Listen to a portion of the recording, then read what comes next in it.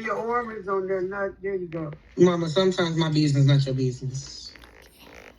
I don't see your husband because you trying to call everybody. I already showed him. Where? Because I don't see him. He's right. Quiet. Oh, okay. I'm sorry. Black people.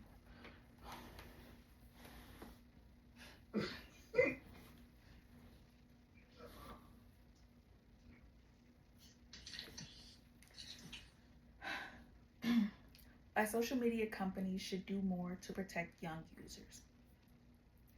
If you handed your child the keys to a car, you would expect there to be safety measures in place. Cars have seatbelts, airbags, speed limits, and laws designed to protect drivers and passengers.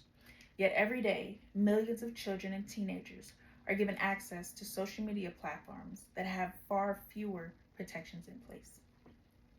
Social media has become a major part of everyday life. Young people use it to communicate with friends, watch videos, follow trends, and get information about the world around them.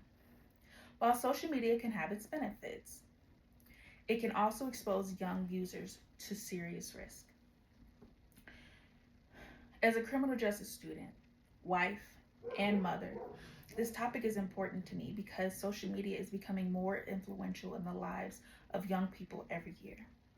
After researching this issue, I believe social media companies should be required to implement stronger safeguards to protect minors from harmful content and misinformation.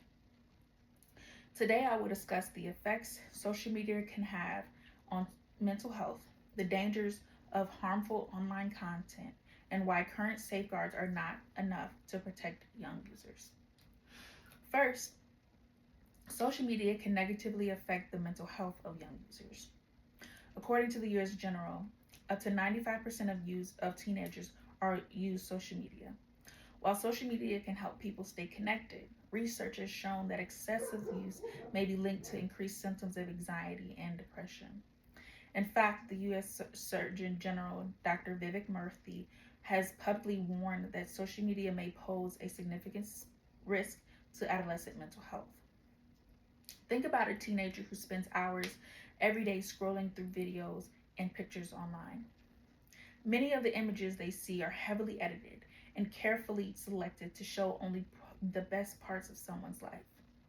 Over time, constantly comparing themselves to unrealistic standards can damage their self-esteem and make them feel like they are not good enough. This is not just a theory. Many teenagers interviewed by national news organizations have described feeling pressure to look a certain way, act a certain way, or gain approval through likes and followers. For some young people, social media becomes less about connecting with others and more about seeking validation. Mental health concerns are only part of the problem. Young users are also exposed to harmful content online. One of the biggest concerns is how easily harmful material can be accessed. Young users can encounter cyberbullying, scams, self-harm content, and even extremist material with only a few clicks. Child safety experts have reportedly warned that exposure to this type of content can influence behavior and negatively affect emotional well-being. For example, many social media platforms require users to be at least 13 years old. However, these age restrictions are often easy to bypass. A child can simply enter a different birth date and create an account within minutes. Once they are on the platform, there is very little preventing them from encountering content that may be inappropriate for their age. Researchers have also found that many existing safeguards fail to effectively protect younger users.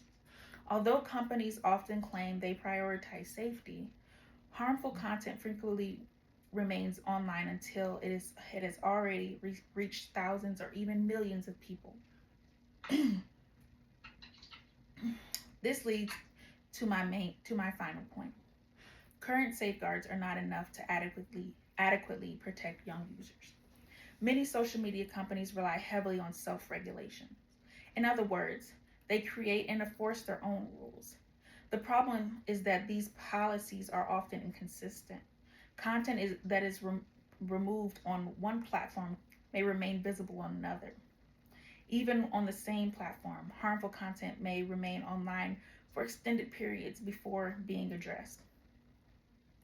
In his book, The Shallows, Nicholas Carr argues that digital technologies have a powerful influence on how people think and consume information.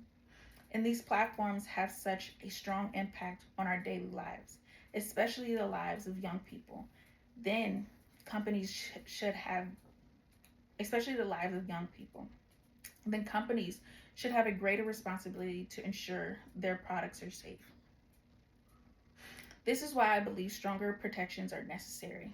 Social media companies should be required to implement better age verification systems, improve content moderation practices, and provide greater transparency regarding how content is recommended to users. These measures would not eliminate every problem, but they would provide an additional layer of protection for young people who may not fully understand the risk they may face online. In conclusion, social media plays a major role in the lives of millions of young people. Today, we discussed the effects social media can have on mental health, the dangers of harmful online content, and why safeguards are not enough to protect minors. Social media companies should be required to implement stronger protections because current safeguards do not adequately address the risk facing younger users. Just as we expect safety measures to protect children in the physical world, we should expect similar protections in the digital world. The next time you open a social media app, think about how much influence it has over what young people see, what they believe, and how they feel. That influence is exactly why stronger protections are needed.